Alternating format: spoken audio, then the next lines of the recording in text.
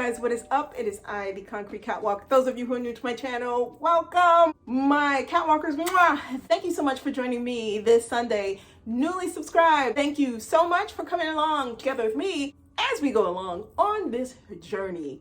You guys, I am going to be switching out bags, and I'm going into a bag that kind of has been a little bit disappointing. Doesn't mean that I don't like it. I'm disappointed by what happened to it. This piece that is in my hand, and I'm just gonna come a little closer so you can see it, is a link to a chain that broke off that I purchased pre-loved last year. I was surprised at how easily that link snapped off the bag. So I'm not gonna hold this up. We're gonna get into that. We're switching bags today. I am switching out of my Hermes Airbag or Herbag coated canvas. Please don't come for me because this has been through the mill and I am actually actively looking for a replacement canvas for this. It is kind of in the same realm as a Kelly, but not quite. It still has that gap give, and I really like that with this bag, but it's just a softer version of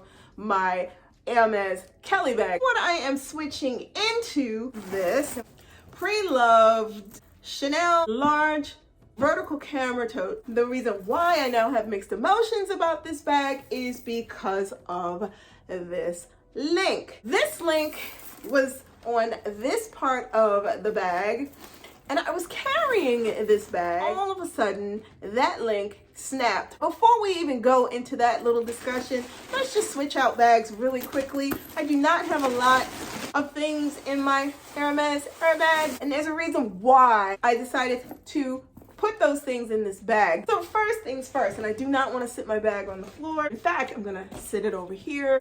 Going into my Chanel vertical camera bag, some lotion. Nivea Soft. If you are in the dollar store and you see Nivea Soft, grab this. This is great for moisturizing everything, especially in wintertime if you get dry. I never leave home without some type of a breath mint or some type of a bubble gum. In the bag it goes. My vintage fur pouch, a pair of some random sunglasses I picked up at Forever 21. They put me in the mindset of what a pair of man's Vuittons would look like with the V in the center, but that is not what these are. And this case I picked up for $1.99 only because of the pop of color and the fact that it's shaped like a kidney bean. We love it. Moving on, a Chanel card holder. I'm not even gonna get into it. A cosmetic pouch by The Sack. Another thrifted item, probably now about 6 or 7 years ago. It has held up quite well. Inside of this is just random things. Chapstick, lip tint, facial mister from Chanel, a hair clip, and another lip balm. The round lip ball balm. Moving on, some money. A change holder with a keychain that I picked up when I was in Paris. My trusty zippy wallet. Somebody had asked me in one of my videos when I was doing a switch out bag about this zippy wallet. I picked this wallet up on eBay almost 7 years ago. It is one of the best purchases in a zippy wallet I have ever made. I have had Vuitton, but this, because of the fact that it is patent leather, it is very durable, no issues with this, and I absolutely love this. So perhaps if you go out on eBay and you look around, you might be able to find one of these. Any Chanel zippy wallet, fantastic.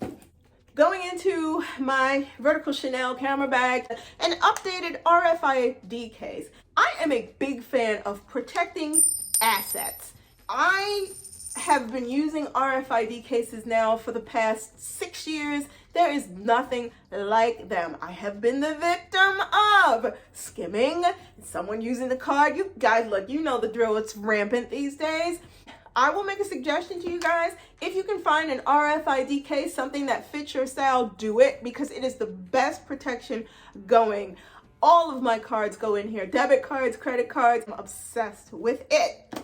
And we're almost down to done. Some more money, bathroom spray. I never leave home without it. And of course, whenever I go into Bloomingdale's, they have the best try-on socks that you could ever want to pick up if you're trying on shoes. These are awesome. I love them. I had a pair, and once they're done, they're done. So I got a fresh pair and I love them. A comb, extra sunglasses, Chanel lip balm, a macaroon, which is a holder for vitamins or pills. I use it for vitamins. It is empty, but I love this. Tissues are going into my bag. And my house mixtape. This bag is now empty. Let me get to the nitty-gritty about what happened with this. I decided that I was going to carry this bag because I had an appointment. All is well, leave the house, everything's good, go to my appointment. I go to rest the bag in the chair. It was a dentist appointment. So mind you, I'm about to sit in the chair and I put the bag resting on bench, whatever it was, and I feel this looseness in the chain, and I'm like, what? You know what I want to say, but I'm not going to say it. I noticed that one of these is undone. The link broke. I couldn't do anything about it, and at the point it's time to leave, I got a jacked up bag. Looking at it going, what on earth, what on earth? Long story short, I take the bag to my cobbler, shoe repair person. He was able to solder the link at the end to the clasp inside. I'm just going to show you how this is looking. He took one of the links that was left after that one broke off, resoldered it, connected it to the T, and was able to get it where it works. So here we are. This is it. It is what it is. Is it a little uneven? It's not noticeable, but I know that there is a link missing out of it. I do not overstuff this bag. I don't want that link pop to happen again. Some of these bags came with interwoven leather in the chain, and then some of these versions did not.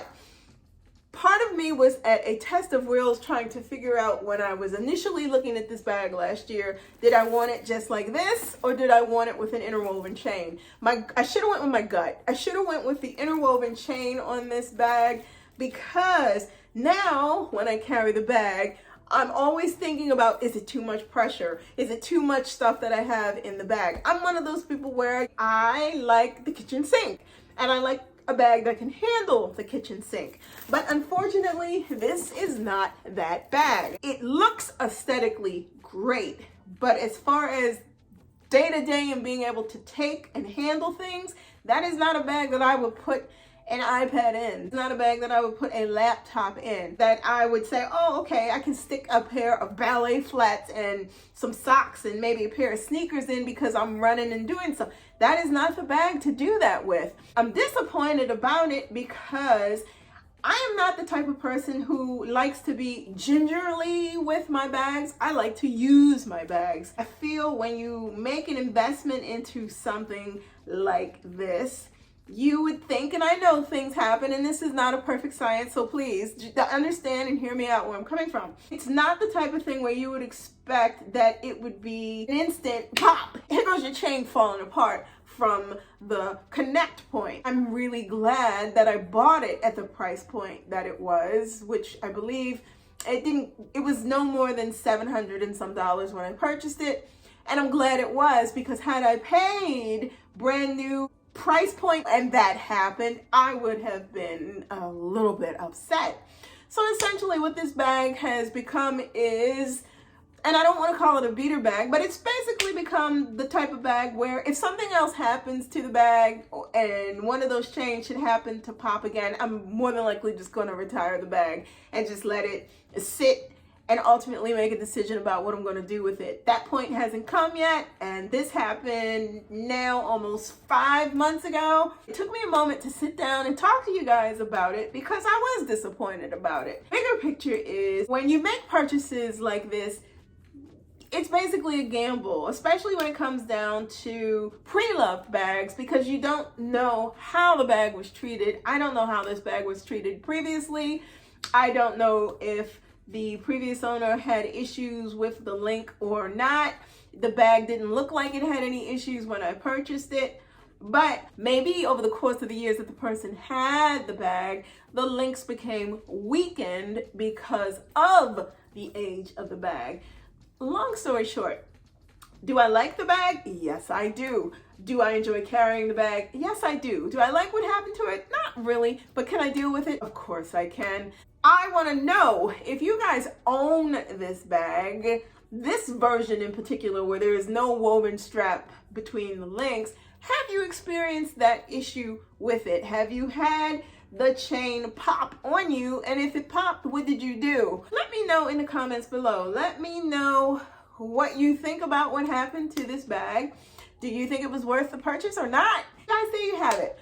You've switched out bags with me. If you do not want to miss out on anything that I post videos every Sunday. Like, comment, and subscribe to my channel. Tap that bell and you'll receive notifications each time I post a new video. Links to my socials will be in the description box below. Head on over to Poshmark and check out my closet. I am Concrete Catwalk on Poshmark. And if you have any questions about anything or you're interested in anything, feel free to leave me a message or DM me on Instagram at the Catwalk's Concrete. Guys, thank you so much for stopping by this week. Be safe. See you all next Sunday. Bye for now.